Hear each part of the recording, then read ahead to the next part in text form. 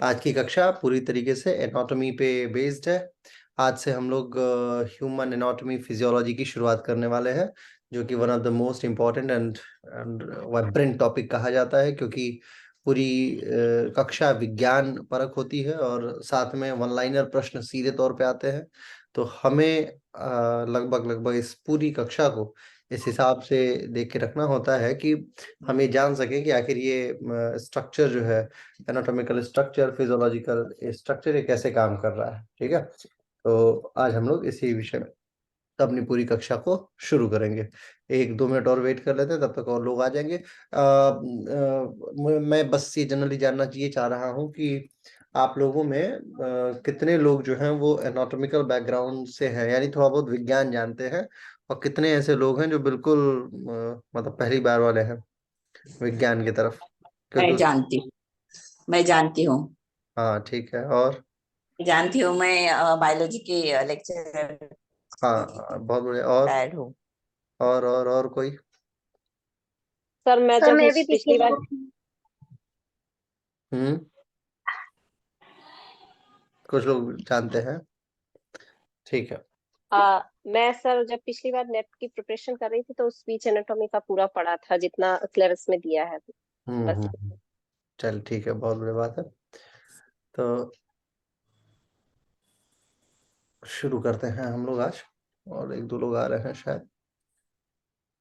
बहरहाल मैं आप लोगों को पहले बता दूं कि एनाटॉमी जो नेट जेआरएफ में पूरा प्रश्न है एनाटॉमी का, और बाकी अन्य एक और यूनिट है जिसमें योगा थेरेपी को भी मूल स्थान दिया गया है, और इन्हीं दोनों के आधार पे आपकी पूरी विज्ञान, यानी 2 यूनिट को हम लोग कवर कर लेंगे।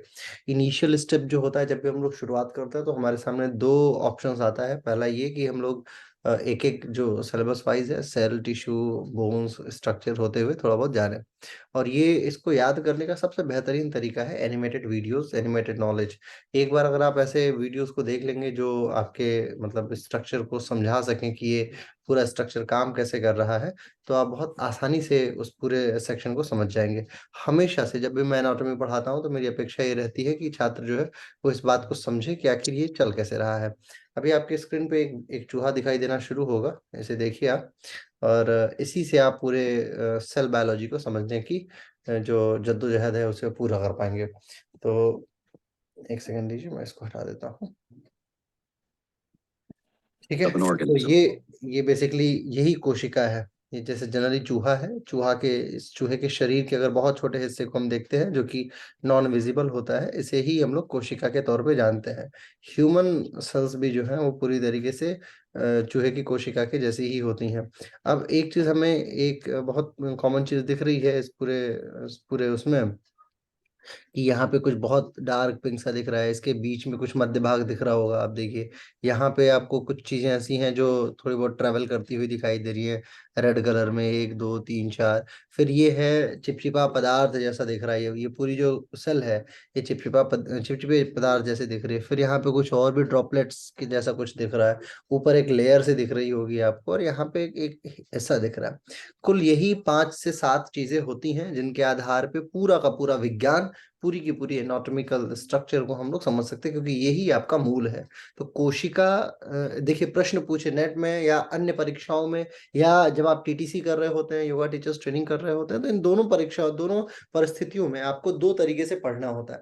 पहला हो गया कि किसने सर्च किया, किसने इसमें अपना योगदान दिया, स्टडीज क्या थी, किस तरीके से ये स्टडीज आगे बढ़ती आई, कितना डिफरेंस है हमारे आयुर्वेद विज्ञान या अन्य जो हमारी अपनी साइंसेस रही हैं, और जो रिसर्च बेस्ड साइंसेस रही हैं जो पश्चिमी सभ्यताओं ने जो खोजा है। क्योंकि पश्चिमी सभ्यताओं का जो भी खोज रही है वो हमेशा से परिवर्तित होती रही है, और हमारी जो खोजें रही हैं वो जो हमारे ऋषियों ने खोज दिया है, हम सिर्फ उसका अध्ययन करते हैं। हम लोग प्रतिदिन उसमें कुछ नया ऐड नहीं करते, संस्कृत में कुछ नया जोड़ नहीं देते। हमारे हिसाब से कोशिका जो है, कोई हमारे लिए अणु और विभू ही समस्त संसार का कारक है। वो हमारे शुरू में भी था और आज भी है, इनके लिए हमेशा से बदलता रहा है पश्चिमी सभ्यताओं के लिए।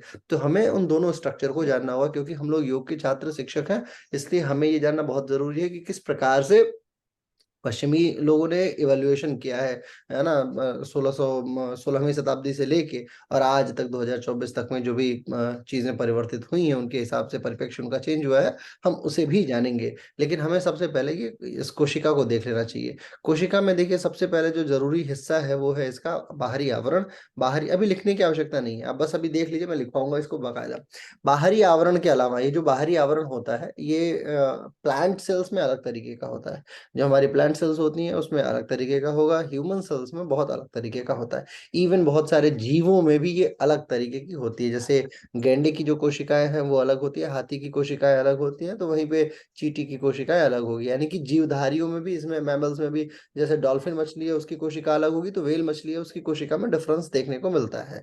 वैसे ही ह्यूमंस में भी बहुत हद तक अलग अलग ये देखा गया है कि जैसे अफ्रीकन कंटेंट के जो लोग हैं उनकी कोशिकाओं में चीजें यही होती हैं, लेकिन उनकी जो मेम्ब्रेनियस जो स्ट्रक्चर है, जो मेम्ब्रेन है, इसमें डिफरेंस हमें देखने को व्यापक मात्रा में मिल जाता है। पिगमेंट हो, पिगमेंटेशन हो, या और भी बहुत सारी चीजें होती है जिसमें थोड़ा थोड़ा थोड़ा थोड़ा चेंजेस होके बाद में वो बड़े चेंज को जन्म देता है। जो बहुत, जैसे रूस के जो लोग हैं जो बहुत ऊपरी हिस्से में होते हैं, बहुत ठंडे प्रदेश में रहते हैं, या जो बहुत अर्जेंटीना वगैरह जैसे देशों में बिल्कुल पश्चिम में रहते हैं, या अफ्रीका में जो लोग रहते हैं, या एशिया में जो लोग रहते हैं, इन सबकी कोशिकाओं में थोड़ा बहुत अंतर हमें देखने को मिलेगा। उसमें मेम्ब्रेन का बहुत बड़ा योगदान होता है।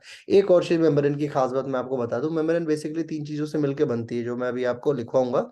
उसमें एक हिस्सा होता है क्या कहते हैं, प्रोटीन का। तो प्रोटीन के स्टडी को, हमें पूरे विज्ञान के स्टडी में प्रोटीन के स्टडी को बहुत बहुत पावरफुल तरीके से देखना होगा, क्योंकि प्रोटीन हर समय, ये परीक्षाओं को तो छोड़िए, जनरल जीवन में भी आप देखेंगे तो ये आपके जीवन में बहुत काम आने वाला है। प्रोटीन को जब आप समझ जाएंगे, और उसके अलावा जो हृदय में एक परेशानी होती है सामान्यतः, हार्ट अटैक का जो सबसे बड़ा कारण होता है, क्या कारण होता है हार्ट अटैक का? हार्ट अटैक में सब कोलेस्ट्रॉल। कोलेस्ट्रॉल, बहुत बढ़िया, कोलेस्ट्रॉल। तो स्टेरॉल जो हिस्सा है प्रोटीन का, स्टेरॉल की स्टडीज के लिए भी मेम्ब्रेन जो है वो बहुत इंपॉर्टेंट है, क्योंकि स्टेरॉल की उपस्थिति मेम्ब्रेन में हद तक पाई जाती है। तो हमें इसकी परिस्थिति को, मेम्ब्रेन को भी बहुत डीप स्टडी करना होगा। अभी जितना हमारे काम का है उतना तो हम लोग पढ़ते ही हैं, लिखते हैं, लेकिन इसके अलावा जो आपकी स्टडी होगी उसमें भी इस पे फोकस रखिएगा। मेम्ब्रेन के अलावा फिर चलते हैं इंटरनल बॉडी ऑर्गेनल्स की तरफ। जो कोशिका की है सबसे पहली चीज है, अंदर जाते ही साइटोप्लाज्म। साइटोप्लाज्म का मतलब होता है कोशिका द्रव्य। द्रव्य और द्रव में, इन दोनों में डिफरेंस है। द्रव्य का मतलब होता है मैटर, और द्रव का मतलब होता है लिक्विड। तो द्रव्य जो होता है, ये बात याद रखिएगा, बहुत लोग कोशिका द्रव बोल देते हैं, द्रव का मतलब लिक्विड। ये लिक्विड नहीं है, ये द्रव्य है, मैटर है। इसके अंदर बहुत सारी चीजें अवेलेबल है ना। ये कोशिका जो है ऑलरेडी ये इस पे स्टडीज की जा रही है, लेकिन स्टिल हमारे पास जो इसमें हमें देखने की चीजें हैं कि जैसे इसमें क्या क्या, इस साइटोप्लाज्म में क्या क्या है। होता क्या है इस साइटोप्लाज्म को, आप ऐसा समझ लीजिए कि अभी कोरोना आया था तो आप लोग ने जो सैनिटाइजर यूज किया था, वो जो लिक्विड वाला सैनिटाइजर था, आप उसको देखेंगे ना तो जेली जैसा दिखता था। पारदर्शी तो था, लेकिन अंदर बहुत सारे कहीं हवा फंसी हुई, रुकी हुई है ना, वो बूंद बूंद ड्रॉपलेट्स दिखती है ना। ठीक उसी प्रकार की इसकी भी जली होती है, लेकिन ये बहुत बहुत तनु जली होती है। साइटोप्लाज्म के विषय में भी हम लोग जानेंगे। इसके अलावा हमारे पास है न्यूक्लियस। न्यूक्लियस के अंदर में ये आपका पूरा स्ट्रक्चर, जिसको डीएनए आरएनए का स्ट्रक्चर बोलते हैं, इसके भी स्टडीज को हम लोग देखेंगे। फिर बात आती है माइटोकॉन्ड्रियाज की। आगे चलते हैं, माइटोकॉन्ड्रियाज की तरफ चलते हैं। ये आपके पहले न्यूक्लियस के अंदर, ये न्यूक्लियस जो ब्लू वाला दिख रहा है हिस्सा, ये न्यूक्लियस है। न्यूक्लियस के अंदर अगर अंदर के स्ट्रक्चर को देखो तो इसमें क्रोमेटिन, क्रोमेटिन माटा जैसी बहुत सारी संरचनाएं होती हैं, और इसी के आधार पे गुणसूत्रों का निर्माण और मनुष्य के शरीर का निर्माण होता है। माता पिता के गुणों को सामान्यतः छात्र जो बच्चे हैं वो निर्वहन करते हैं, और उसके पीछे बहुत बड़ा कारण जो है वो डीएनए का ही है, डीएनए स्ट्रक्चर। इसको भी थोड़ा बहुत जानेंगे। मानव शरीर में कितने जोड़ी क्रोमोसोम्स होते हैं, गुणसूत्र होते हैं, कौन बताएगा? 46। 24। 23 है। 22 + 1। देखो, जोड़ी प्रश्न पूछे ना, जोड़ी जब पूछे तो 23, ठीक है। और जब जनरल ऐसे पूछे कि कितने गुणसूत्र होते हैं तो 46 हुआ। और अगर ऐसे पूछे कि ये स्ट्रक्चर अगर अगर ऐसे देखा जाए 22+1, जिसको 23 मतलब 23वां गुणसूत्र जो है, जो हाल ही में खोजा गया था। हालांकि सबसे पहले गुणसूत्रों की संख्या किसके अंदर, जीवों में कितनी होती है, बंदरों में? चलिए ये सब मैं लिखवाऊंगा, अभी आप लोग ये सब नहीं जानते होंगे, सब मैं आपको पढ़ाऊंगा अभी, ठीक है। 46। क्रोमोसोम्स जो है इनकी स्टडी मानव शरीर के लिए बहुत इंपॉर्टेंट है, ठीक है। फिर आती है बात न्यूक्लियोलस की, यहीं से आरएनए का जन्म होता है, आरएनए का निकलना, फिर इंडोप्लाज्मिक रेटिकुलम पे जाके चिपकना, इंडोप्लाज्मिक रेटिकुलम का दो हिस्सों में बंटना, आरईआर और एसईआर, यानी कि रफ इंडोप्लाज्मिक रेटिकुलम और स्मूथ इंडोप्लाज्मिक रेटिकुलम, दो हिस्सों में बंटना। आरएनए जो है अगेन एक प्रोटीन का बहुत इंपॉर्टेंट हिस्सा होता है, राइबोज न्यूक्लिक एसिड बोलते हैं, लेकिन स्टिल प्रोटीन संवहन में इसका बहुत बड़ा योगदान है। इसके अलावा आगे जब हम लोग बढ़ते हैं तो फिर आपके वेलकुलस, उसके बाद फिर ये गोल्जी अपैरेटस। गोल्जी अपैरेटस भी आपके शरीर का एक मोस्ट इंपॉर्टेंट हिस्सा है, जो संवहन हेतु बहुत इंपॉर्टेंट है। संवहन लिपिड्स प्रोटीन को लेके जाने के लिए ये सहायता प्रदान करता है, और यही आपकी समस्त कोशिका का जो है वो निर्धारण करता है, ठीक है। इसी के आधार पे पूरी कोशिका जो कोशा शास्त्र है वो चल रहा होता है। हमें ये बात ध्यान रखना है कि जब भी हम कोशिका का अध्ययन करें, जब भी हम लोग कोशिका के विषय में जाने, खास करके योगा टीचिंग में जब हम जा रहे हो, योगा टीचर्स ट्रेनिंग में हम जा रहे हो, या बतौर योग अध्यापक हमें कोई कार्य करना हो, तो हमें ये बात हमेशा ध्यान रखना होता है कि जो भी हमारा क्लाइंट है उसके शरीर की कोशिकाओं का समन्वयन किस प्रकार का है। योग स्टडी में बहुत जरूरी ये बात है, बहुत इंपॉर्टेंट, कि आप क्लाइंट के कोशा तक पहुंच जाए। और कोशिकाओं को चेक करने के हजार तरीके हैं, ठीक है, जिसमें से जैसे सामान्यतः अगर आप एलएफटी सीबीसी ले लेते हो, कंप्लीट ब्लड काउंट ले लेते हो आप, तो कंप्लीट ब्लड काउंट में सारी चीजें, जितनी भी कोशिकाएं हैं ना, उनके मूल गुणों को आप एनालाइज कर पाओगे। कुछ नहीं करना है आपको, क्या करना है, सिर्फ और सिर्फ एक क्लाइंट के एक वर्ष की या 2 वर्षों के रिपोर्ट को आप मिला लो। क्या करो, जैसे मान लीजिए कि हिना जी को हमें चेक करना है, तो हमें क्या करना है, हिना जी के 1 साल की तीनों रिपोर्ट्स को मंगा लेनी है। पिछले साल की रिपोर्ट दे दीजिए, इस साल की रिपोर्ट दे दीजिए। अब उसमें लाल रक्त की जो कणिकाएं हैं, जो रेड ब्लड सेल्स हैं, उन कोशिकाओं को हमें चेक करना है कि आखिर ये लाल रक्त पिछली बार कैसी थी, इस बार कैसी है और इस बार कैसी है। योगाचार्य होने के लिए आपको बहुत ये नहीं जाना कि अब आप उसमें उसको एनाटॉमिकली और फिजियोलॉजिकली बहुत डीप स्टडी जानते नहीं, तो करोगे क्या। आपको सिर्फ ये देखना है कि 1 वर्ष के अंदर किन किन परिस्थितियों में परिवर्तन हुआ है। जब आप उन परिवर्तनों को मार्कआउट करने में सक्षम होगे, देखो कई कई बार ऐसा होता है, मेरे को बहुत सारे बच्चे रिपोर्ट भेजते हैं, सर ये रिपोर्ट देख लीजिएगा, और मेरे को महीनों लग जाता है उसको एनालाइज करने में, क्योंकि होता क्या है, अब एक रिपोर्ट को देखा, फिर उसको उसको देख रहे हैं कि आखिर इसमें क्या परिवर्तन है। और क्या है कि अब बच्चे पिछले साल की रिपोर्ट तो भेजेंगे नहीं क्लाइंट की, तो हमें उसको एनालाइज करना पड़ता है कि आखिर इसमें परिवर्तन है, ये बढ़ रहा है। जैसे एसजीओटी है, उसके अंदर वृद्धि हो रही है, एसजीपीटी है, उसके अंदर वृद्धि हो रही है, ये सब टर्म्स मैं आपको लिखवाऊंगा। तो हमें क्या करना होता है, चेक करना होता है। बतौर योग अध्यापक हमें ये जानना होता है कि आखिर कोशिका के कौन से हिस्से में ज्यादा कमी हो रही है। अब जैसे एक व्यक्ति है जो योगा करते समय उसकी सांस बहुत फूल रही है, सांस क्यों फूल रही है, सांस फूलने तक के कारणों में हमारे लिए कोशिका का अपना योगदान है। क्यों योगदान है, क्योंकि सांस लेते क्यों है, कौन बताएगा। सांस लेने के पीछे सबसे बड़ा कारण क्या है। सांस हम लोग लेते हैं, सांस का क्या उपयोग है, सबसे महत्वपूर्ण उपयोग क्या है, किस अंग के लिए सांस ली जाती है। Blood oxygen. को ऑक्सीनेट करने के लिए। नहीं, सर फेफड़ों के लिए, ऑक्सीजन सर तो ले फेफड़े रहे के हैं, लिए, किसके लिए, फेफड़े के लिए सर, फेफड़े के फेफड़े। लिए सर। फेफड़े हर तो उसके कोशिका के लिए। संवाहक हैं, जहां पे वो जाके मतलब सेफली पहुंच जाता है और सेफली निकल जाता है, उसका उसकी हर टर्मिनोलॉजी हर वहां। कोशिका के माइटोकॉन्ड्रिया के लिए।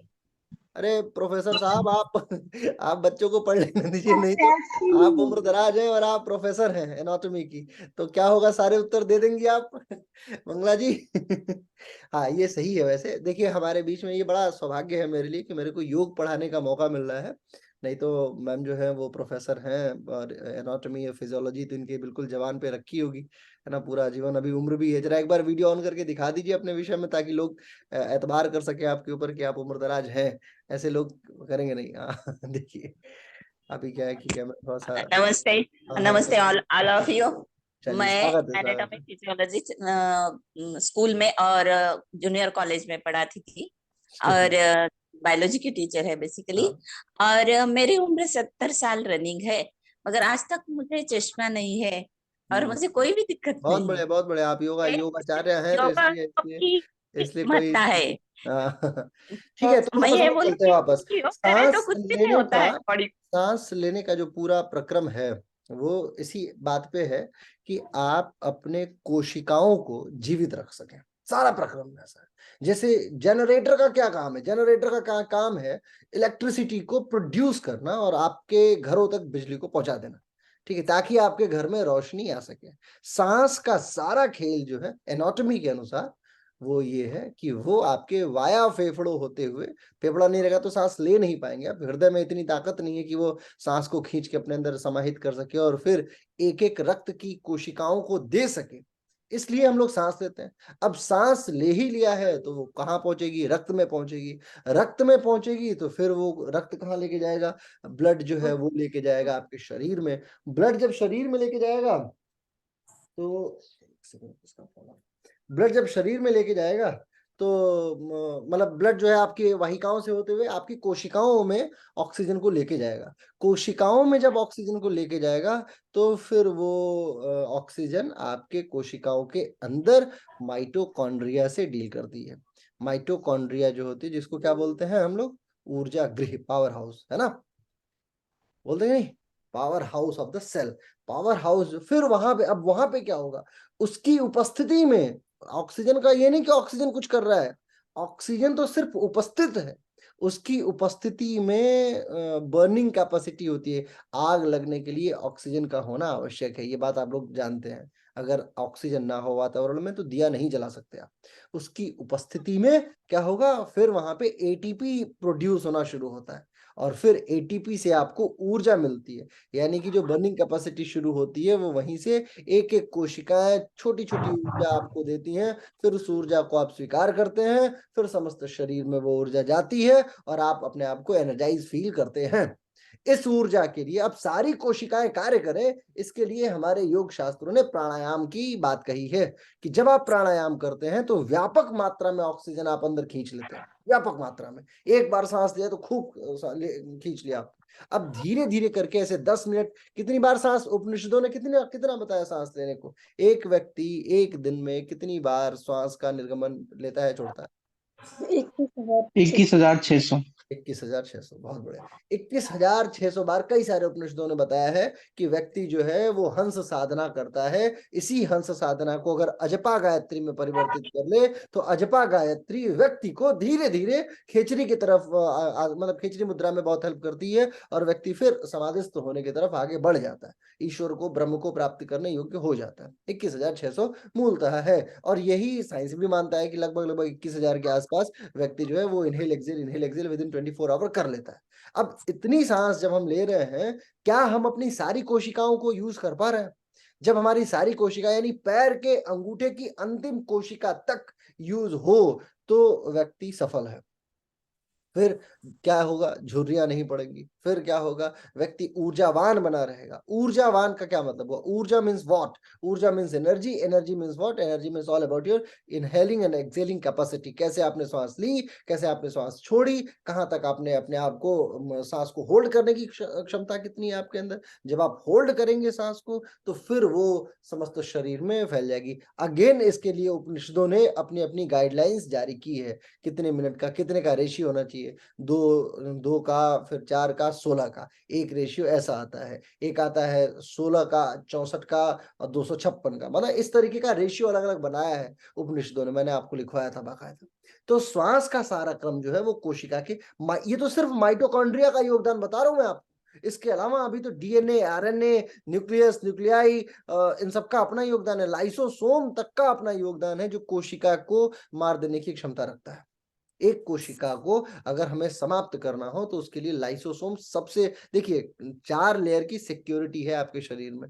जैसे मान लीजिए कि आपको, आपके ऊपर किसी बाहरी जीवाणु ने या किसी भी बीमाणु ने अटैक किया, किसी भी वायरस ने अटैक किया, तो सर्वप्रथम जो आपके उससे फाइट करने की जो सेना जाएगी वो जाएगी इनिशियल स्टेप पे आपकी व्हाइट ब्लड सेल्स। जैसे मान लीजिए उत्तर प्रदेश में आप हैं, ठीक है, और आपके यहाँ बम ब्लास्ट होता है तो सबसे पहले कौन जाएगा? आपकी पुलिस जाएगी, ठीक है। जिस भी राज्य में आप, महाराष्ट्र में तो आपकी पुलिस सबसे पहले जाएगी, पुलिस के बाद वहां की स्पेशल टास्क फोर्स जाती है, एसटीएफ जाती है, वहां से भी बात ना बने तो फिर पैरामिलिट्री फोर्सेस जाती हैं जिसको केंद्रीय रिजर्व पुलिस सीआईएसएफ बोलते हैं, वो जाएगी, सीआईएसएफ से भी बात ना बने तो फिर धीरे धीरे वहां पे आर्मी जाना शुरू करती है, आर्मी जो है फिर उसका हमको, army is the last point, वहां पे बात खत्म हो ही जाती है।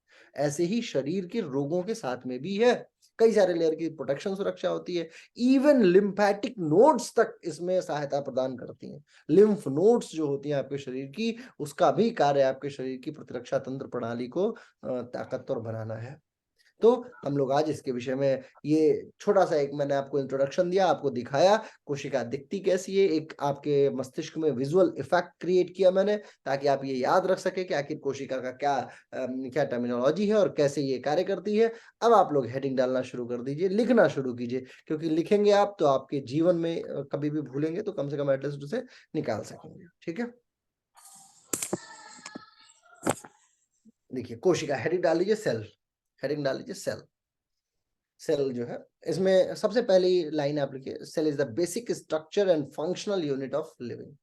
कोशिका जो है वो मूलभूत इकाई है, cell is basic structure and functional unit of livelihood या लिविंग। अब इसमें दो लाइनें हैं, पहले थोड़ा सा दो लाइन को समझ लेते हैं। What is the mean of आधारभूत संरचना, आधारभूत क्यों बोलते हैं और कार्यात्मक इकाई क्यों बोलते हैं। आधारभूत इज स्टैंड फॉर व्हाट, आधारभूत का मतलब होता है जो, जहां पे मतलब एक अंतिम प्रणाली है जहां पे अब इसके बाद माने सब उसके अंदर वाले अपना अपना कार्य कर रहे होते हैं। इसके अलावा जैसे दो न्यूक्लियस एक जैसा कार्य नहीं कर रहे हैं, वो अपने घर के अंदर अपना कार्य कर रहे हैं। समाज की आधारभूत इकाई क्या है, so what is the basic unit of society, परिवार। परिवार जो है वो समाज की मूलभूत इकाई है, उसमें आप एक इंडिविजुअल है, जैसे मम्मी का काम अलग है, पापा का काम अलग है, सब घरों में मम्मी पापा एक जैसा कार्य कर रहे हैं, खाना पीना बनाना, नौकरी करना है ना, उसके बाद बच्चे, सबका कार्य है एक जैसा, ठीक है, दादा दादी मम्मी पापा सबके घरों में, लेकिन इन सब से मिलकर जो परिवार बनता है वो है आधारभूत संरचना। परिवार से फिर क्या है, फिर परिवार से जो है वो धीरे धीरे गांव बनता है, उनका उनकी जाति का समाज बनता है, फिर गांव से जिला बनता है या तालुका बनती है, फिर जिला बनता है, जिले से फिर राज्य बनता है, राज्य से देश बनता है और देश से ब्रह्मा, ये पूरा विश्व बनना है। ऐसे ही कोशिका जो है वो अंतिम यूनिट है, इस कारण से उसे आधारभूत कहते हैं। कई बार आपसे ये प्रश्न पूछा जा सकता है, वाई, आधारभूत क्यों, क्या कारण है इसके पीछे। ठीक है, तो आधारभूत होने का कारण ये हो गया। और कार्यात्मक इकाई क्यों बोलते हैं, क्योंकि सारा कार्य जो आपके शरीर में हो रहा है, सारा कार्य A to Z, उसके पीछे एक ही चीज जिम्मेदार है, वो है कोशिका, एक ही चीज जिम्मेदार है। YouTube पे मैंने एक वीडियो बनाया था, जब मैं अपने क्लास से पढ़ाया करता था, तो एक वीडियो मैंने बनाया था कि एनाटॉमी, नीड ऑफ एनाटॉमी, क्यों योग के छात्रों को एनाटॉमी पढ़ना अनिवार्य है। और आप देखेंगे कि जो सेल है, एक्चुअली अगर आप धारणा ध्यान समाधि, जो बहिरंग योग है, बहिरंग योग का आपके मतलब टॉप ऑर्डर का कार्य एनाटॉमी के बेसिक ऑर्डर पे पड़ता है। यानी बहिरंग, अंतरंग योग क्या होता है, अंतरंग योग किसे कहते हैं मोनिका जी? धारणा ध्यान समाधि। समाधि सर। अब नाम ले लेके पूछूंगा क्योंकि इसी बहाने याद भी कर रहेगा ना आप लोग। धारणा ध्यान समाधि जो है वो बहिरंग योग है। तो अंतरंग योग कौन बताएगा, रामा कुलकर्णी जी, अंतरंग योग किसे कहते हैं फिर? जी हाँ, सोनल जी,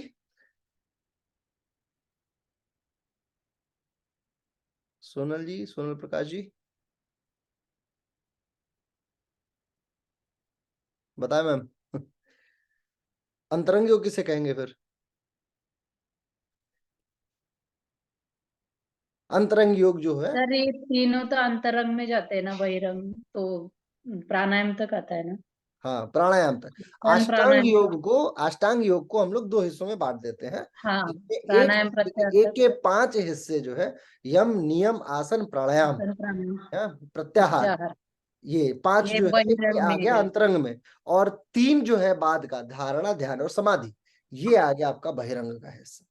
अंतरंग और बहिरंग, तो जो बहिरंग योग है यानी योग का जो टॉप ऑर्डर है, योग, अष्टांग योग का टॉप ऑर्डर, धारणा, ध्यान और समाधि, वो एनाटॉमी के बिल्कुल बेस वाले पे कार्य करता है। धारणा मतलब होता है मेंटालिटी डेवलपमेंट को एक तरीके से आप समझ सकते हैं, कैसी आपकी धारणा है, विचारणा कैसी है, क्या सोचते हैं आप, उन सारी बातों को हम लेके आते हैं, वो सब इम्पैक्ट क्रिएट करता है आपके कोशिका के ऊपर। फिर ध्यान कैसा है आपका, मेडिटेशन, अगर आप बहुत मेडिटेटिव पोजीशंस को प्राप्त करते हैं तो आप सबसे ज्यादा जो स्थापित कर पाएंगे वो कोशिकाओं के प्रोटो जो उसकी जो प्रोटोप्लाज्मिक एक्टिविटी होती है, जो कोशिका का भी आपने देखा ना, वो जो लिक्विड वाला हिस्सा था जिसको कोशिका द्रव्य बोलते हैं, साइटोप्लाज्म जिसे बोलते हैं, साइटोप्लाज्म में लगातार गति हो रही है। और ध्यान जब आप करेंगे ना तो शुरुआती ध्यान में वो उबलने जैसा हो जाता है, मतलब बहुत तेजी से वो मूव करना शुरू होगा कोशिका का जो बेस है, ठीक है। लेकिन जैसे जैसे आप अपने आप को स्थिर करते जाइएगा, आप देखेंगे कि जो कोशिका है, कोशिका का जो कोशिका द्रव्य है, जो लिक्विड है, वो बहुत स्टेबल हो जाएगा और ऐसे व्यक्ति बहुत रिलैक्स फील करते हैं।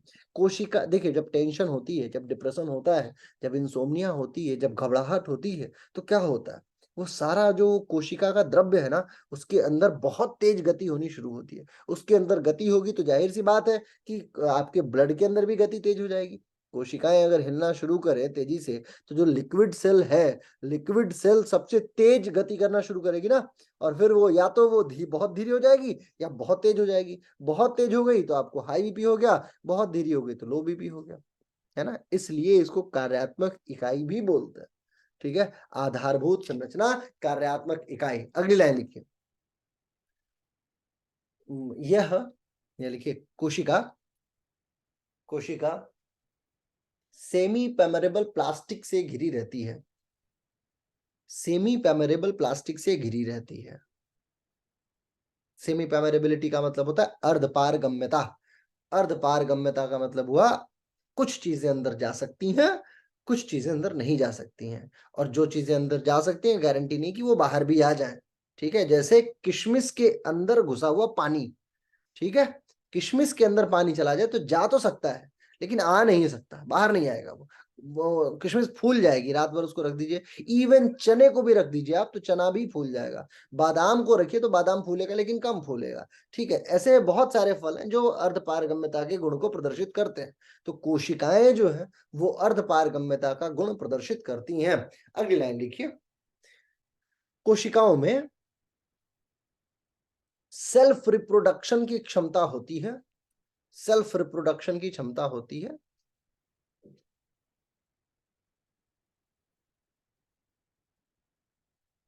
इस समस्त, अगली बस पॉइंट वाइज लिखिएगा 1 2 3 4 करके। अगला पॉइंट है, इस समस्त विज्ञान को साइटोलॉजी कहा जाता है। किसी को हिंदी में परेशानी होगी तो मुझे बता देना, क्योंकि एनाटॉमी जो है वो हिंदी और अंग्रेजी दोनों में मुझे पढ़ाना है, और हिंदी में पढ़ाना बहुत कठिन होता है। हालांकि एनाटॉमी बहुत रेयर ऑफ द रेयरेस्ट लोगों को आता है हिंदी एनाटॉमी, और मैं चाहता हूं कि मेरे प्रयास में बना रहे, इसलिए मेरे को हिंदी बोलना बड़ा आनंदित करता है। साइटोलॉजी कहते हैं, साइटोलॉजी शब्द याद रखिएगा क्योंकि ये सीधा सीधा शब्द आता है। कोशिका विज्ञान का अध्ययन साइटोलॉजी कहलाता है। ऐसे ही विज्ञान में जितने भी अध्ययन होते हैं उन सारे अध्ययनों का अलग अलग नाम है, और ये प्रश्न आपको डेली देखने को मिल जाएगा। तो साइटोलॉजी जो शब्द है वो कोशिका विज्ञान के अध्ययन को कहते हैं, ये बात रखिएगा। देखिए 1665 यानी 1665 में रॉबर्ट हुक नामक वैज्ञानिक ने इसकी खोज की। रॉबर्ट हुक नामक वैज्ञानिक ने इसकी खोज की और इसका नाम कोशा यानी सेल दिया, और इसका नाम सेल दिया।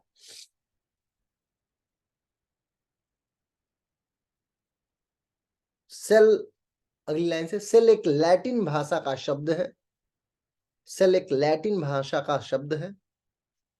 देखिए टीचर बनना, अध्यापक बनना, योग को जानना एक बहुत अलग बात है, और विज्ञान परख योग को जानना ये आपके जीवन की सबसे मूलभूत बात होगी। अच्छे अध्यापक बनने के लिए एनाटॉमी आपको छोटी छोटी बातें आपको याद होनी चाहिए और लिखी हुई होनी चाहिए, क्योंकि जब भी मैं भी इवन आज भी फंसता हूं तो मेरे पास मेरे नोट्स बने हुए हैं। आज सोचिए 12-14 साल हो गए मेरे नोट्स को, फिर भी मैं जब भी चाहूँ तो उसको खोल के एक बार देख लेता हूँ कि क्या था मेरा नोट्स। मैं आपको कभी दिखाऊंगा उसके विषय में। आगे लिखिए, लैटिन भाषा का शब्द है जिसका तात्पर्य एक छोटा कमरा होता है, एक छोटा कमरा होता है, एक छोटा कमरा होता है। लैटिन भाषा का शब्द है जिसका तात्पर्य एक छोटा सा कमरा होता है। अगली लाइन है रॉबर्ट हुक की किताब का नाम, रॉबर्ट हुक की किताब का नाम माइक्रोग्राफिया था। ये भी बहुत इंपॉर्टेंट बात है। कहाँ प्रकाशित हुई थी ये कोशिका सेल जो है वो? माइक्रोग्राफिया में। माइक्रोग्राफिया, माइक्रोग्राफिया था।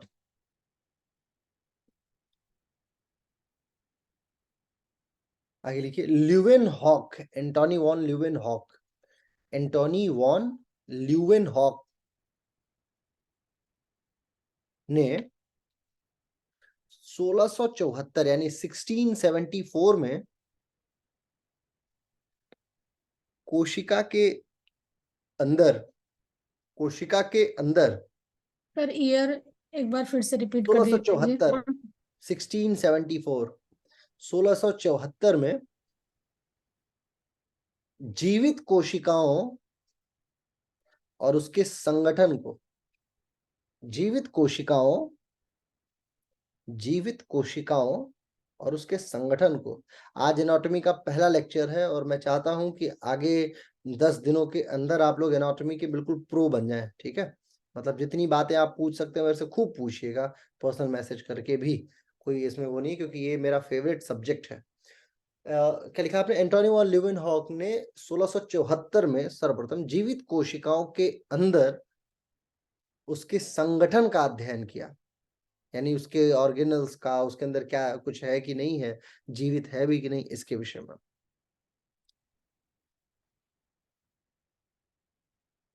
कोशिका विज्ञान का, अगली लाइन लिखिए, कोशिका विज्ञान का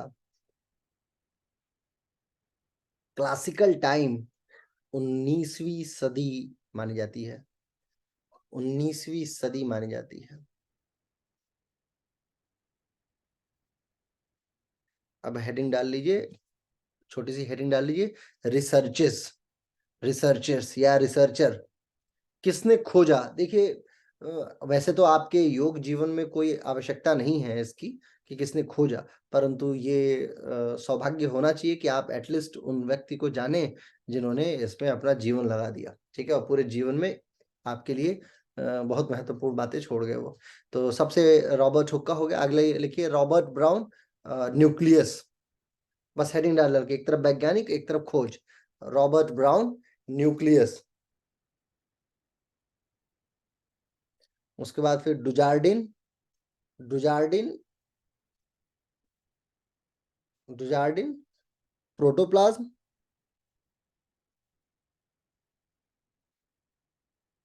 और प्रोटोप्लाज्म का नाम दिया पुरकिंजे ने, पुरकिंजे, PURKINJE, पुरकिंजे ने इसे प्रोटोप्लाज्म यानी कि जीव द्रव्य नाम दिया।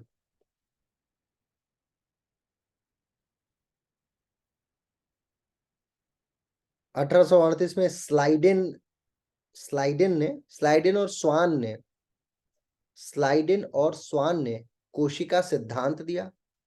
स्लाइडेन एक वैज्ञानिक थे और स्वान एक वैज्ञानिक थे। स्लाइडेन की स्पेलिंग होगी SCHLEIDEN, स्लाइडेन, और स्वान की है SCHWANN, स्वान। स्लाइडेन और स्वान ने कोशिका सिद्धांत दिया। बहुत इंपॉर्टेंट है ये प्रश्न। अगला है विरचो, विरचो, VIRCHOW, विरचो ने यह सिद्धांत दिया कि कोशिका का निर्माण,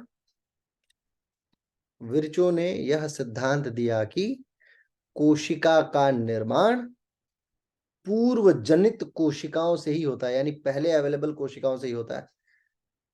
कोशिका पहले से अवेलेबल हो तभी कोशिका बनेगी, ऐसी नई कोशिका नहीं बना सकते आप। कोशिका का होना बहुत जरूरी है। इवन हमारा, आपका, सबका निर्माण पहले की कोशिकाओं से हुआ है। अब ये नहीं पता कि पहली कोशिका किसकी थी, ठीक है।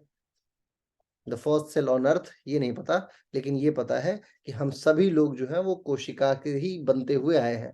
हमारे समस्त शरीर का निर्माण कोशिका के अंदर होने वाले विखंडन से होता है, और ये 2 प्रकार का होता है जो मैं आगे आपको भी बताऊंगा। आगे लिखिए, मैक्स सुल्ज ने MAXSCHULTZE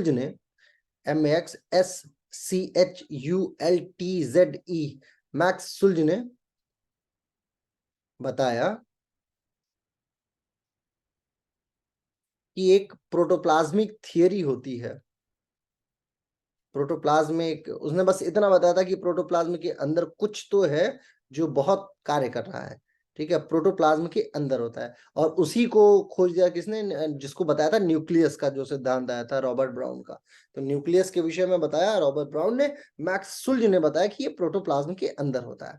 आगे लिखिए, स्ट्रासबर्गर, STRASBURGER, स्ट्रासबर्गर ने बताया कि न्यूक्लियस पैतृक लक्षणों को आगे ले जाता है, पैतृक लक्षणों को आगे ले जाता है, पैतृक लक्षणों को, यानी कि जो माता पिता का लक्षण है उसको आगे लेके जाता है, पैतृक लक्षणों को आगे लेके जाता है। आगे लिखिए, कैमिलियो गोल्जी ने गोल्जी कॉम्प्लेक्स या गोल्जी अपैरेटस की खोज की। कैमिलियो गोल्जी ने गोल्जी अपैरेटस की खोज की।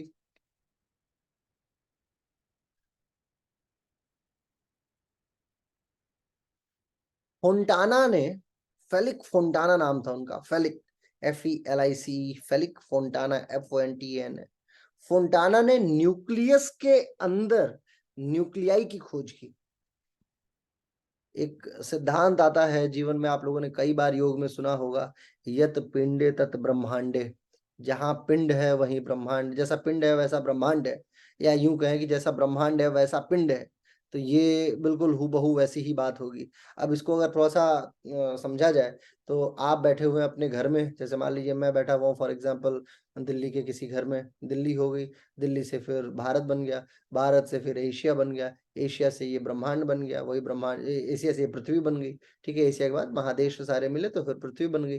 पृथ्वी जो है वो मिल्की वे गैलेक्सी का एक हिस्सा है जो हमारे 8 ग्रहों के बीच में है। ऐसी कई सारी मिल्की वे गैलेक्सी जो सूर्य, मतलब कई सारे ग्रह सूर्य का चक्कर लगा रहे हैं, ऐसे कई सारे सूर्य जो है वो गैलेक्सी में घूम रहे हैं और उनका अपना अपना ग्रह है, और ऐसे कई सारी जो गैलेक्सियां हैं ये ब्रह्मांड में चक्कर लगा रही हैं, और ऐसे कई सारे ब्रह्मांड खुद में घूम रहे हैं, उसको पता नहीं क्या बोलते हैं, महाब्रह्मांड कह लीजिए, है कि नहीं। और वैसे ही वापस अब अंदर आइए, महाब्रह्मांड से ब्रह्मांड, ब्रह्मांड से हमारी सूर्य की फैमिली, सूर्य की फैमिली से पृथ्वी, पृथ्वी से जो है वो महादेश, महादेशों में एशिया, एशिया में भारत, भारत में दिल्ली, दिल्ली में मेरा घर, मेरे घर में मैं में मेरे शरीर के अंग, शरीर के अंगों में उनकी कोशिकाएं, उन कोशिकाओं में DNA, उन कोशिकाओं में न्यूक्लियस, उन कोशिकाओं के अंदर, न्यूक्लियस के अंदर भी न्यूक्लियाई, उस न्यूक्लियाई के अंदर भी क्रोमेटिन, उसके अंदर भी क्रोमेटिन माटा, उसके अंदर भी DNA, है ना। सोचिए, सूक्ष्मता में जाएंगे तो भी बहुत विशाल है, और बृहदता में जाएंगे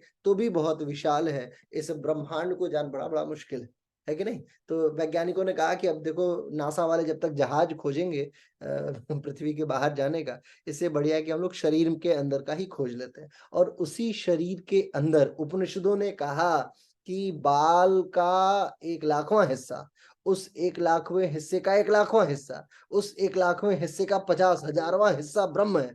तो सोचिए, हमारे ऋषि जो थे वो कितने एक्सपर्ट थे अपने, मतलब वो सूक्ष्मता की पराकाष्ठा में पहुंच चुके हैं, है कि नहीं। और बाल का 1,00,000वां हिस्सा आप मान लीजिए कोशिका का न्यूक्लियाई, ठीक है, यानी वैज्ञानिक हमारे 1,00,000वें हिस्से तक तो पहुंच चुके हैं, लेकिन अभी भी उनको 1,00,000वें हिस्से का 50,000वां हिस्सा ढूंढना है। कौन से उपनिषद में ये बात कही गई कि ब्रह्म 1,00,000 बाल के 1,00,000वें हिस्से के 1,00,000वें हिस्से के 50,000वें हिस्से के बराबर है? जल्दी बताओ। सर श्वेता सर उपनिषद, नहीं नाद बिंदु, नाद बिंदु। कौन कौन एग्री करता है, श्वेताश्वर और नाद बिंदु? देखिए, अरे आप लोग कैसे करोगे फिर, पास कैसे ज्ञान होगे? बिंदु में जो ना ब्रह्म को जानिए, ब्रह्म को नहीं ज्ञान जानना तो बिंदु कोई में बात नहीं, कम से कम लेकिन ब्रह्म को बताने वालों को तो जानिए, है। ध्यान बिंदु। ध्यान बिंदु में। है? ध्यान बिंदु में बोल रहे सर, आज ही वापस सुना। चलिए, ध्यान बिंदु, नाद बिंदु, अभी थोड़ी देर में पहुंचते पहुंचते आप लोग पहुंच जाएंगे। सर छोड़ो ये सब बातें, बृहदारण्यक मान लेते हैं, ठीक है? ढूंढ के रखिए कहाँ आपकी स्टडीज हैं और क्या कर रहे हैं। मार्कआउट तो जो बड़ी बड़ी, मैं आपको क्या बताया हूँ, पढ़ने का सबसे बेहतरीन तरीका एक बात याद रखिए। जब मुझे पढ़ाते थे, देखो एनाटॉमी में मैं जितना नंबर पाया था अपने यूनिवर्सिटी में, वो आज भी एक मतलब मार्कआउट, वो एक बढ़िया लेवल था। मतलब आज भी उसके आसपास के ही लोग होते हैं, एक आधा पहुंच जाते हैं। तो यूनिवर्सिटी लेवल पे ठीक था, मतलब 90-92 नंबर प्राप्त करना ये बहुत बड़ी चीज होती है। लेकिन मेरे एनाटॉमी के याद करने के पीछे का कारण क्या था जानते हैं आप? कि जो भी पढ़ा वो बताया। मतलब सुबह मेरे को टीचर ने पढ़ाया तो दिन भर दोस्तों से यही बात की, इवन घर पे फोन की तो घर वालों को भी यही बताया कि अरे आपको तो पता ही नहीं होगा कि यत पिंड तत् ब्रह्मांड होता है। घर वालों क्या बात कर रहा है? मैंने बोला छोड़ो वो सब बातें दुनियादारी की, किसने क्या कहा, पहले ये सुनो कि यत पिंड तत् ब्रह्मांड का मतलब क्या है। जब आप लगातार उसको कम्युनिकेट करेंगे ना, तो वो चीजें नहीं भूलेंगी। अगर आपने आज क्लास ली, पढ़ के छोड़ दिया, लिख के छोड़ दिया। अभी तो मैं लिखवाने पे बड़ा जोर देता हूँ, सामान्यतः मैं पहले लिखवाया नहीं करता था। पहले मैं लेक्चर दिया, छोड़ दिया। फिर मैंने क्या देखा कि लेक्चर देते तो लोग भूलते जा रहे हैं, भूलते जा रहे हैं, है ना? हर हर बैच में एक आधा नया वही चेहरा वापस रिपीट हो जाता है। तो मैं कहता हूँ कि नहीं, आप लोग जो है उसको लिखो, लिखोगे तो बताओगे, बताओगे तो याद करोगे, ठीक है? चलिए, और भारत में अब एमए, पीएचडी, ये सब कठिन होता जा रहा है। योगा में तो आप मत पूछो कितनी कठिनाई हो रही है, क्योंकि योगा में दो चीजें हो रही हैं। एक तो यहाँ के लोग जो है वो प्रोटेस्ट कर रहे हैं जॉब के लिए गवर्नमेंट के सामने, और गवर्नमेंट ये बात मानती है कि यूनिवर्सिटीज में एमए की डिग्री बहुत इजीली अवेलेबल थी, इस कारण से ये बेरोजगारों की संख्या बढ़ रही है, तो उसको कठिन बना दो। कठिन बना दोगे तो कोई आएगा ही नहीं। अब कठिन, आगे आप लोग भाग्यशाली हो, लेकिन आगे आने वाले समय में ये आपके लिए कठिनाई का रास्ता है। इसलिए एटलीस्ट अपने भाग्य का लाभ उठाओ। अभी मैंने आपको एक भेजा था ना, एक संदेश किसी को, कि वो नेट का सिलेबस मेरे को सूचना प्राप्त हुई। मैंने कहा हे भगवान, ये तो नया क्रम होने वाला है। नेट वगैरह में सिलेबस चेंज कर देंगे और इतना डीप सिलेबस लेके आएंगे कि आप सोचते रह जाओगे, और 10-12 उपनिषद ना बढ़ा दे कहीं। 10 उपनिषद में और योग है, टोटल 22 उपनिषद है ना, तो 10 ही उपनिषद तो दिया था आपको, 10 उपनिषद और बढ़ा देंगे तो हो गया काम, ठीक है? चलिए आगे लिखिए। सर वाल्डेयर ने 18 18 उपनिषद है सर, 18 है क्या 18? अरे 18 तो सिलेबस उपनिषद में आपके दिया हुआ है ना। योग की। उपनिषद तो 10 ही दिया है सिलेबस में। योग के कुल 22 उपनिषद उपलब्ध हैं, 22 उपनिषदों में से 10 चुन के दे रखा है। पर सर एग्जाम में तो 18 में से आएगा ना, मतलब हाँ जो भी 18 क्वेश्चन में हमारे बनेंगे यूनिट, 18 से। देखिए यूनिट 2 जो होती है वो दो हिस्सों में बटी हुई है। एक सामान्य उपनिषद, ईशोपनिषद, केन, कट, प्रश्न, मुंडक, मांडुक्य, छांदो, गायत्री, तैतृय, बृहदारण्यक, ये उपनिषद हो गए 10 आपके। ये महत्वपूर्ण है, इंपॉर्टेंट उपनिषद जिसको बोलते हैं। फिर सेकंड लेयर पे आता है योग उपनिषद। तो योग उपनिषद में श्वेताश्वर उपनिषद है, ये नाद बिंदु उपनिषद है, ध्यान बिंदु उपनिषद है ना, ये क्या कहते हैं योग राज उपनिषद है, ये सब योग का है। योग के 10 और 12 उपनिषद और छुपे पड़े हैं जो आपके सिलेबस में नहीं है। तो आगे सिलेबस ये लोग चेंज करने पे विचार कर रहे हैं, कमेटी बनी हुई है गवर्नमेंट की जो सिलेबस चेंज कर देगी। तो ये चेंज करके 10 और उपनिषद ले आएंगे, जो मेरी मतलब जो मेरा सिक्स सेंस कहता है कि 10 उपनिषद और बढ़ जाएगा। तो अभी तक 18 था, आगे से 28 उपनिषद पढ़ना पड़ेगा, है ना? सर जून ऑलरेडी से ही चेंज हो जाएगा सिलेबस, जून है। में जो आएगा वो हाँ जून जून से में चेंज चेंज, होगा, हाँ जून जून से से आ change रहा है होगा। सर। आगे लिखिए, वॉल्डेयर ने क्रोमोसोम्स की खोज की। वॉल्डेयर ने क्रोमोसोम्स की खोज की। वॉल्डेयर, ईयर था 1888। वॉल्डेयर ने क्रोमोसोम्स की खोज की। स्चिम्पर, SCHIMPER, पता नहीं इसको पढ़ते क्या है, मैं तो स्चिम्पर ही पढ़ता हूँ। स्चिम्पर, स्चिम्पर ने क्लोरोप्लास्ट की खोज की, जो आपके मतलब बस जानने के लिए है, आपके आपके सिलेबस का हिस्सा नहीं है, लेकिन क्लोरोप्लास्ट जिसके कारण से पत्तियां हरी रहती हैं, उसकी उसकी खोज की। आगे लिखिए, जीई पैलेड ने राइबोसोम्स की खोज की। डिडुए ने लाइसोसोम, पैलेड ने राइबोसोम्स, डिडुए ने लाइसोसोम,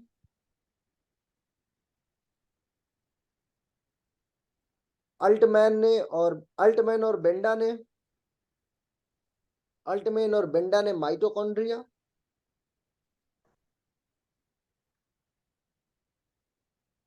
और बस ये हो गए खोज। सारी खोजें जो है वो इसी में आ गई, ठीक है, इन वैज्ञानिकों का नाम आपसे अनुरोध है, याद कर लीजिएगा, आपके पूर्वज रहे हैं ये, इसलिए इनको सम्मान देना जरूरी है, ये हमारा कर्म है। अब आगे हेडिंग डाल लीजिए, कोशिका सिद्धांत, सेल थियरी, आपके काम की चीजें अब शुरू होंगी। कोशिका सिद्धांत, कोशिका सिद्धांत जो होता है इसमें कुछ ऐसी बात नहीं है जो आप नहीं जानते हैं।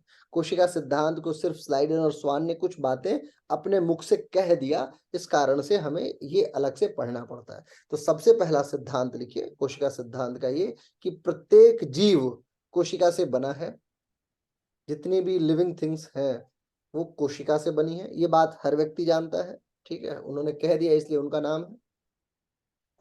प्रत्येक जीव की उत्पत्ति एक कोशिका से होती है, एक कोशिका से होती है, एक कोशिका से होती है उत्पत्ति, सिर्फ बाद में वो बहुकोशिकीय बन जाता है, ठीक है। और एक और सिद्धांत दिया इन्होंने कि लिखिए, कोशिका स्वाधीन इकाई होती है, यानी कि अपने अपने कार्यों को स्वयं कर रही होती है अंदर, सेल्फ ओरिएंटेड जिसको बोलते हैं, स्वाधीन इकाई होती है। कोशिका उत्पत्ति में या कोशिका विभाजन में, कोशिका सेग्रीगेशन में या कोशिका को मध्य से बांटने में, दो हिस्सों में कोशिका के बनने में केंद्रक का बहुत योगदान होता है। केंद्रक मुख्य होता है,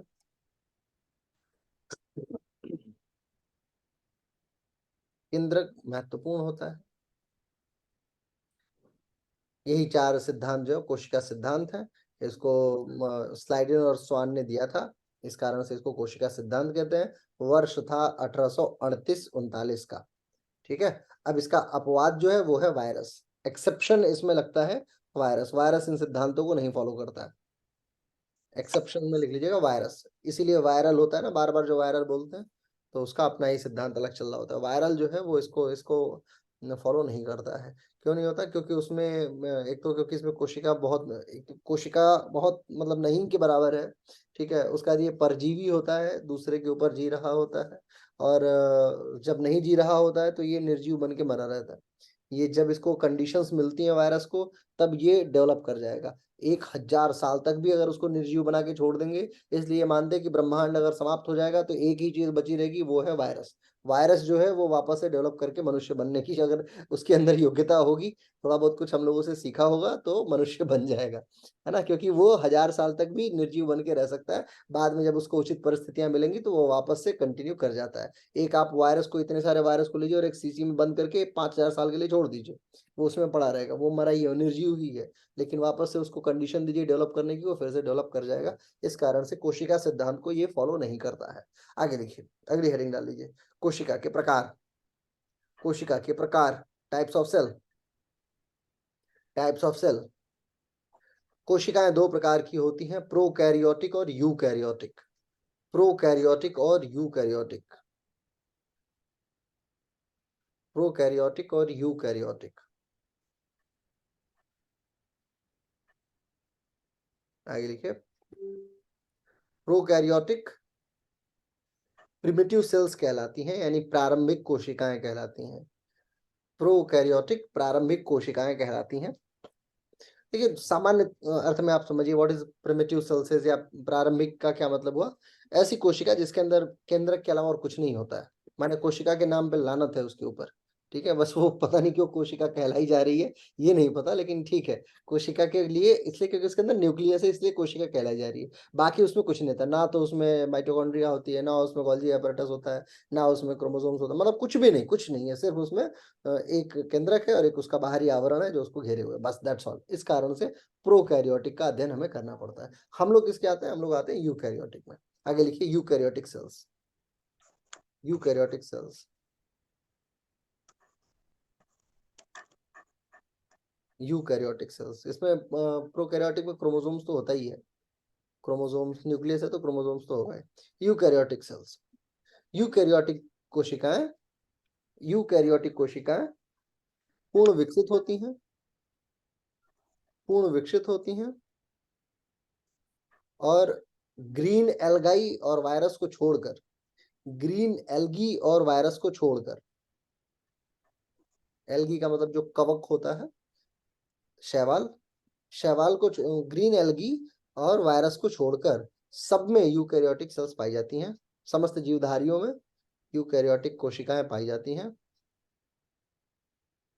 अब बीच में से एक डंडा बना लीजिए, एक तरफ लिखिए प्रो, एक तरफ लिखिए यूकैरियोटिक। डिफरेंसेस थोड़ा सा लिख लेते हैं, प्रोकैरियोटिक और यूकैरियोटिक सेल्स का डिफरेंसेस। एक डंडा बीच में से बना लीजिए, एक तरफ लिखिए प्रोकैरियोटिक सेल्स, एक तरफ लिखिए eukaryotic cells. Prokaryotic cells and eukaryotic cells. Prokaryotic में लिखिए, ये प्रोकैरियोटिक के पहले 5 लिख लीजिए, ठीक है, फिर बाकी का इसमें लिखिएगा, फिर यूकैरियोटिक। प्रोकैरियोटिक में लिखिए, लिखिए इसमें कोशिका विभाजन नहीं होता है, यानी कोशिका बढ़ती नहीं है।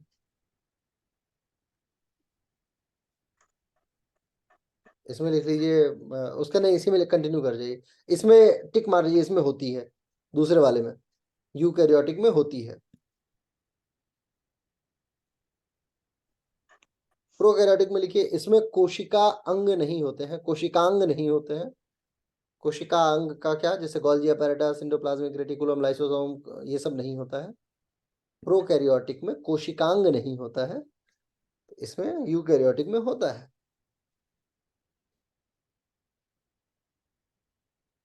इसमें लिखिए, इसमें श्वसन, प्रोकैरियोटिक में श्वसन।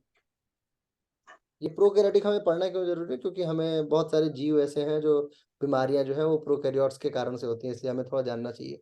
देखिए इसमें श्वसन प्लाज्मा झिल्ली से होता है। प्लाज्मा, मैं बताऊंगा ये सब कि प्लाज्मा क्या होता है। प्लाज्मा झिल्ली से होता है। और यूकैरियोटिक में श्वसन किससे होता है, किससे ब्रीथ होती है यूकैरियोटिक्स में? वॉल से। माइटोकॉन्ड्रिया ना, अभी तो बताया आप लोग को, शुरू तो वहीं से किया था। माइटोकॉन्ड्रिया, यूकैरियोट्स में माइटोकॉन्ड्रिया से श्वसन होता है। यूकैरियोट्स में माइटोकॉन्ड्रिया से श्वसन होता है। आगे देखिए, प्रो में प्लास्टिक जो होती है कोशिका झिल्ली, सेल वॉल पतली सी होती है, इसमें बहुत मोटी होती है दूसरे वाले में। और सबसे मोस्ट इंपॉर्टेंट, प्रोकैरियोट्स में एक गुणसूत्र होता है और यूकैरियोट्स में एक से अधिक गुणसूत्र होता है। क्रोमोसोम जिसको बोलते हैं। गुणसूत्र का मतलब होता है जो अपने माता पिता के गुणों को आगे लेके जाए, वो है, ठीक है। अब आगे हेडिंग डाल लीजिए, सेल वॉल या cell membrane. Cell membrane, cell membrane लिखिए। सेल मेम्ब्रेन सेमी परमेबल होती है, सेमी परमिएबल या परमेबल, जो भी लिख लीजिए, permeable, SEMI, permeable, PERMEABLE, semi permeable, अर्धपारगम्य होती है। यह सेलेक्टिव परमिएबल भी होती है। सेलेक्टिव परमिएबल होती है यानी चयनात्मक पारगम्यता का गुण भी पाया जाता है।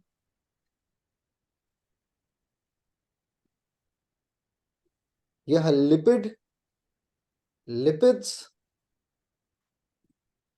और प्रोटीन की बनी होती है, लिपिड्स और प्रोटीन की बनी होती है।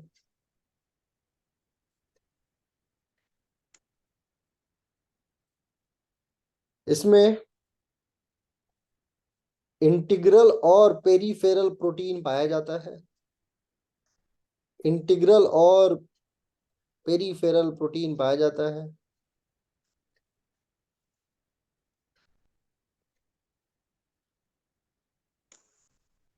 आगे लिखिए, सेल मेम्ब्रेन के कार्य, छोटी हेडिंग डालिए, सेल मेम्ब्रेन के कार्य लिखिए। प्रोटेक्टिव डाइजेस्टिव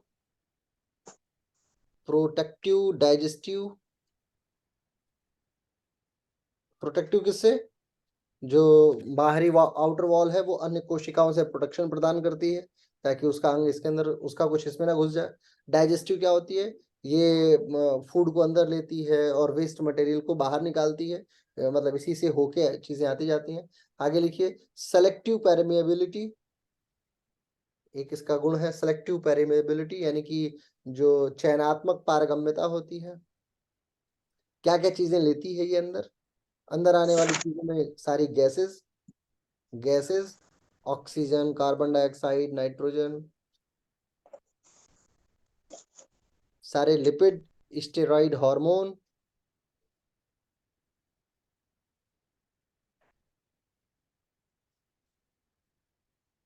ठीक है। कुछ चीजों को ये बाहर निकालती है जैसे यूरिया इत्यादि, यूरिया इत्यादि। फिर इसका लिखिए, इसका एक गुण होता है इंसुलेटिंग प्रॉपर्टीज, इसका एक गुण होता है इंसुलेटिंग प्रॉपर्टीज।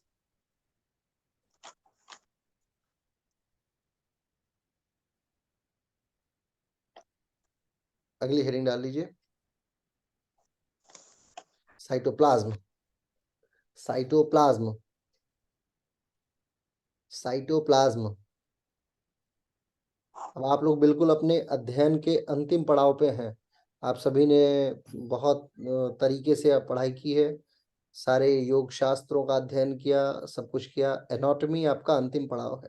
इस पड़ाव के बाद आप लोग अच्छे अध्यापक बन के, अच्छे योग्य व्यक्ति बन के अपनी परीक्षाओं को दीजिए, अपने जीवन को आगे बढ़ाइए। इस तरीके का ये वो स्टेप है जहाँ से आप अपने जीवन में बहुत महत्वपूर्ण बन जाते हैं। ठीक है, तो थोड़ी मेहनत है, मेहनत कर जाइए। देखिए, साइटोप्लाज्म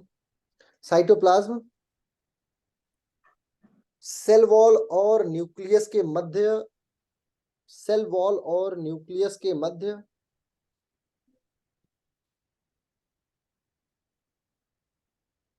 जो पदार्थ होता है उसे साइटोप्लाज्म कहते हैं।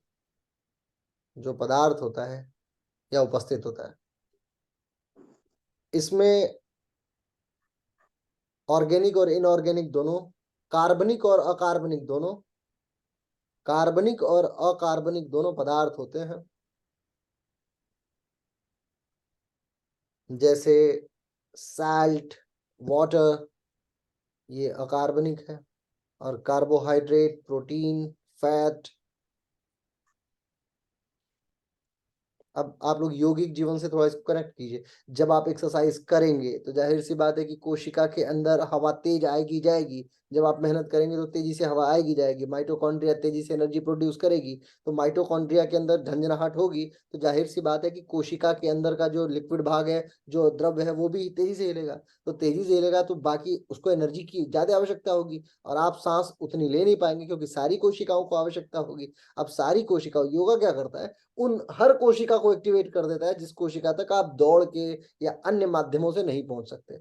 जिम करके आप सेलेक्टिव ऑर्गन्स पे काम कर सकते हैं, बाइसेप्स पे, ट्राइसेप्स पे, एब्स पे, थाइस पे, है ना, इस पे कार्य कर सकते हैं। लेकिन अंगों पे अगर काम करने की बात है कि बिल्कुल पैनक्रियाज हिट कीजिए, तो पैनक्रियाज हिट करेंगे आप योग के आसनों से।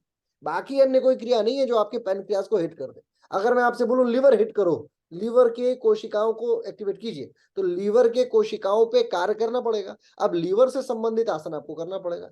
आजकल डॉक्टरों के पास क्या है, डॉक्टरों को बोल दो कि भाई पीसीओडी हुआ है, इसके लिए इलाज बताओ, गायनाकोलॉजिस्ट हाथ ऊपर कर लेंगे, नहीं है, कोई इलाज नहीं है। फिर आप बोलो कि चलो ठीक है, मेरे को थायराइड हो गया है, एक दवा ऐसी दो जिसको मैं 6 महीने खा के थायराइड खत्म कर लूं। तो बोलेगी नहीं नहीं नहीं, ये तो जीवन भर खाना पड़ेगा। फिर चलो वो हटाओ, बोलो हमारे गॉल ब्लैडर में पथरी हुई है, तुम्हारे पास कोई ऐसी दवा है जिससे तुम पथरी ठीक कर दो? गॉल ब्लैडर को ही काट के निकाल देते हैं सब।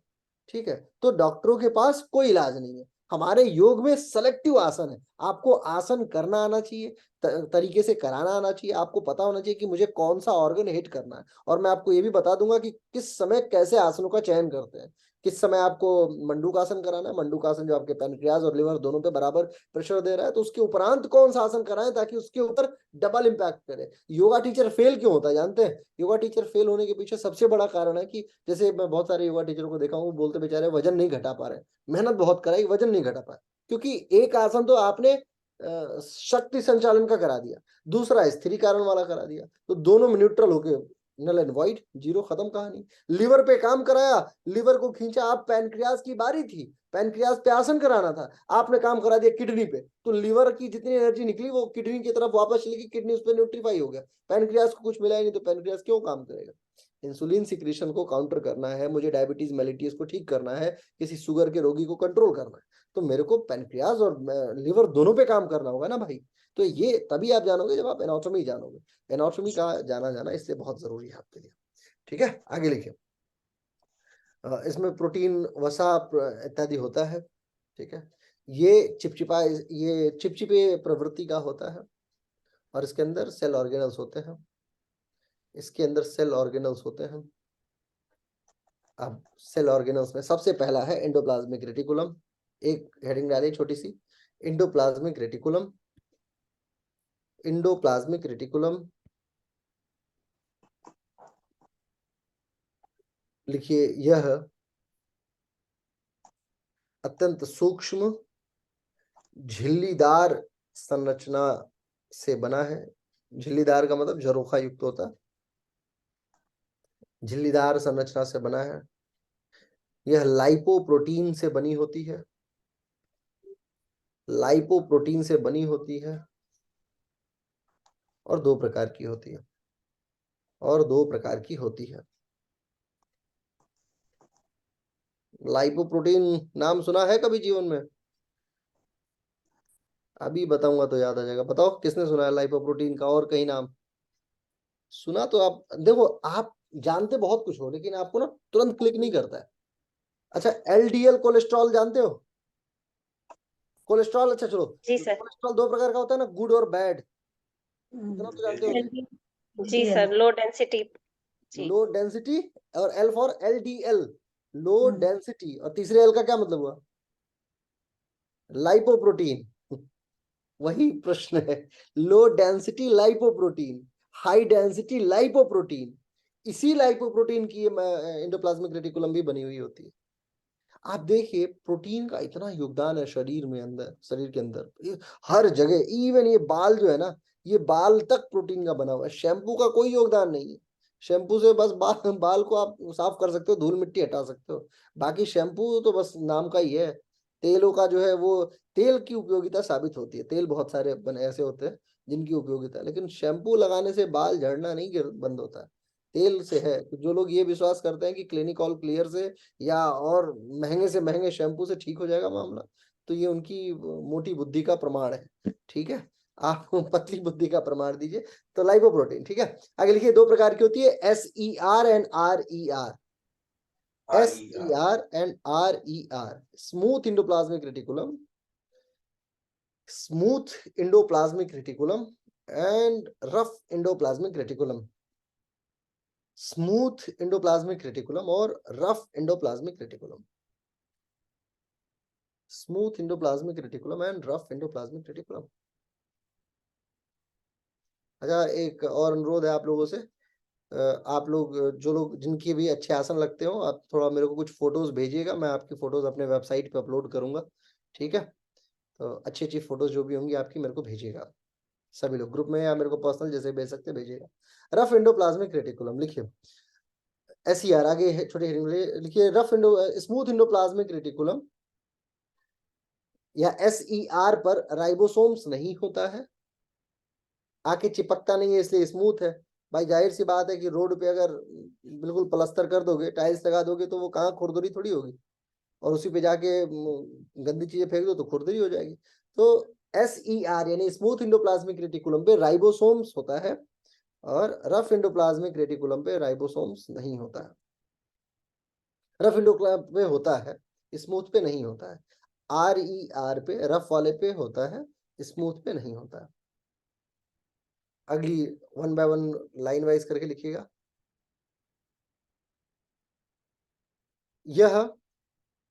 यह एंडोप्लाज्मिक रेटिकुलम परिवहन तंत्र बनाती है, ट्रांसपोर्टेशन सिस्टम देखती है, आपकी कोशिका का ट्रांसपोर्टेशन सिस्टम का निर्माण करती है।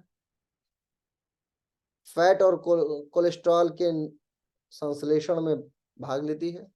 पॉइंट नंबर 2, फैट और कोलेस्ट्रॉल के लिए उपयोगी है। मैंने उसको निकालने बनाने के चक्कर में ये पड़ी रहती है हमेशा। प्रोटीन उत्पाद में भी इसका महत्वपूर्ण योगदान है। प्रोटीन उत्पाद में भी इसका महत्वपूर्ण योगदान है।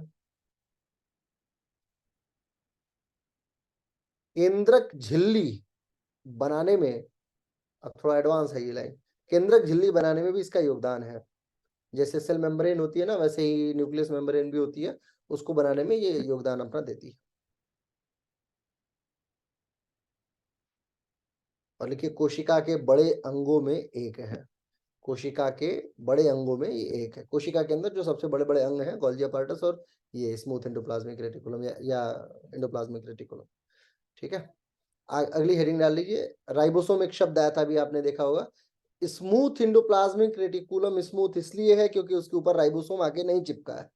ठीक है, और रफ एंडोप्लाज्मिक इसलिए रफ है क्योंकि उसके ऊपर राइबोसोम आके चिपका पड़ा है। तो राइबोसोम को भी जान ही लेते हैं कि राइबोसोम क्या बीमारी है। हेडिंग डाल लीजिए, राइबोसोम बीमारी नहीं है वैसे तो, है ना। राइबोसोम, इसको पैलेड ने खोजा था। पैलेड एक वैज्ञानिक है, पैलेड, अभी मैंने लिखा है आपको, पैलेड ने इसको खोजा था। इसे या इनसे इनसे प्रोटीन और आरएनए का लक्षण दर्शित होता है, यानी कि ये प्रोटीन और आरएनए से बनी होती हैं। इसका प्रमुख कार्य प्रोटीन संश्लेषण या निर्माण में है। प्रोटीन निर्माण में इसका प्रमुख योगदान है। प्रोटीन निर्माण में इसका प्रमुख योगदान है। एनाटॉमी ऐसा विषय है ना, देखो 9:05 हो गया, लेकिन मेरे को लग रहा है अभी मैंने शुरू ही किया है ना। और आप लोग को नींद आ रही होगी धीरे धीरे, क्योंकि ये ऐसा विषय है जो जिसको आनंद आता है उसके लिए 2-4 घंटे कुछ भी नहीं है, और जिसको आनंद नहीं आता है उसको सोचता है भगवान जल्दी खाना मिले, अब कहानी खत्म हो। एनाटॉमी की, ठीक है। तो आपकी बातों पे विशेष ध्यान दिया जाएगा। आगे कल हम लोग कोशिका को समाप्त कर लेंगे और टिश्यू को शुरू कर लिया जाएगा। ठीक है, आज की कक्षा को यहीं हम लोग समाप्त करेंगे और कल जो है हम लोग वापस से टिश्यू कल्चर यानी हिस्टोलॉजी का अध्ययन शुरू कर लेंगे। टिश्यू कल्चर आसान है, बहुत ज्यादा डीप होता नहीं है। कोशिका से प्रश्न हमेशा जो है वो आपके जीवन में नई नई उमंग पैदा करेगा। योगा टीचर होते हुए, क्योंकि मैंने आपको बताया बहिरंग योग जो है, धारणा का इम्पैक्ट कोशिका के ऊपर, ध्यान का इम्पैक्ट कोशिका के ऊपर, समाधि भी कोशिका का ही भाग है, क्योंकि कोशिका के अंदर ही उपस्थित सूक्ष्मता में जब आप जाएंगे, मैंने आपको बताया कि ब्रह्म को प्राप्त करना है तो आपको सूक्ष्मता में उतरना होगा, और सूक्ष्मता का सबसे पहला प्रारूप जो है वो कोशिका का अध्ययन है। तो कोशिका के अध्ययन के बिना आप जाके यूट्यूब पे एक बार देखिएगा। ठीक है, तो आज की कक्षा को अब यहीं समाप्त करते हैं। कल आप लोगों से वापस मुलाकात होगी, एनाटॉमी जारी रहेगी। हमारा टारगेट अपने नियम के अनुसार अपने अध्ययन को आगे बढ़ाना है, और आप सभी लोगों से अनुरोध है कि जो भी आप लोगों ने पढ़ा है वो कंटिन्यू पढ़ते रहिए, बातें करते रहिए उसके विषय में, ताकि एक दूसरे को आप सपोर्ट कर पाए कभी भी। और हमेशा याद रखिए, योग क्षेत्र का अनन्य उपकार है आपके ऊपर। योग अपने छात्रों को और अपने अध्यापकों को खुद ही चुनता है। ऐसा नहीं कि आप बाय डिफॉल्ट उठ के आ गए, है ना। आप ऐसा नहीं, हजारों लोगों के बीच में आप चुने जाते हैं, और ये योग की शक्तियां हैं। योग के जो आपको एक कहानी में सुनाऊंगा, आपके आपके सिलेबस में भी है। एक गुरु जी थे, आप लोग नाम बताइए मुझे उनका। वो आर्मी में थे, और आर्मी में थे वो, हिमालय पे उनकी ड्यूटी लगी, और हिमालय पे ड्यूटी लगी तो रात को शाम के समय में उनको ऐसा लगा कि कोई उनको आमंत्रित कर रहा है, और फिर वो गए। और जब वो गए तो एकाएक वो एक ऐसे परिवेश में प्रवेश कर गए हिमालय के ऊपर ही, जहां पे बहुत दिव्य दरबार लगा हुआ था, न जाने कितने ऋषि महर्षि सब बैठे हुए थे। और ये बिल्कुल सत्य है। और वो बनारस के अंदर उनका मतलब बनारस जो था उनका मूल गढ़ रहा, और कर्म योग में उन्होंने बहुत योगदान दिया, जिसको क्रिया योग भी बोलते हैं। क्रिया योग में बहुत बड़ा योगदान था, और मूलतः वो गुरुजी कहाँ के थे? बिहार के थे। कौन बताएगा उनका नाम? आपके सिलेबस का हिस्सा है। महाअवतार सत्यानंद बाबा जी। हाँ, महाअवतार बाबा जी। और बताइए नाम। लाहिड़ी सर कुछ लाहिड़ी महाशय। महाअवतार बाबा जी तो दूसरे दूसरे, उनकी तो कहानी ही अलग है। लाहिड़ी महाशय जो थे, उनकी कहानी जो है वो इसी बात पे निर्भर वो तो करके मिलिट्री बड़ी में थे, गजब। हाँ, लाड़ी माचे। हाँ, लाहिड़ी महाशय जो थे वो ब्रिटिश आर्मी में सेवा दिया करते थे और फिर वो ऐसी योग्यता प्राप्त किए हिमालय में। तो ये बात आप जान लीजिए, ये सत्य है। लाहिड़ी महाशय बहुत पुराने नहीं है, आप लोग उनको पढ़िएगा, आप जान जाएंगे। हम लोग सब लोग चयनित है, ऐसा नहीं कि हमें नहीं पता किसने हमारा चयन किया है, लेकिन हम सब के पीछे किसी ना किसी का बड़े व्यक्ति का हाथ है। तो इस कारण से आपसे अनुरोध है कि आप जिस क्षेत्र को मतलब जिसका संवाहक बन रहे हैं, हमारी परंपरा ये रही है कि हम लोग उस परंपरा को आगे हूबहू वैसे ही लेके जाएं, कुछ गलती से भी गलत तरीके से ना पहुंचाएं। ठीक है, आज की कक्षा को अभी यहीं समाप्त करेंगे, वापस मिलेंगे कल। बहुत अच्छा आभार। पढ़ाया, थैंक यू सर, बहुत थैंक बढ़िया। यू प्रोफेसर साहब, थैंक यू सो मच। आप धन्यवाद एनाटॉमी में बस आप रहे तो थोड़ा बल मिलता रहेगा छात्रों को भी, उनको ऐसा रहेगा कि कहीं शिवम सर गलत ना पढ़ा रहे हो, क्योंकि उनके ऊपर जो है एक सीनियर प्रोफेसर बैठी हुई है कक्षा में, है ना। वैसे मैं गलत नहीं पढ़ाऊंगा। ईश्वर से अनुरोध है कि आप सभी को बहुत योग्यता दें। बहुत बहुत आभार, धन्यवाद। आज की कक्षा यहीं समाप्त। धन्यवाद सर।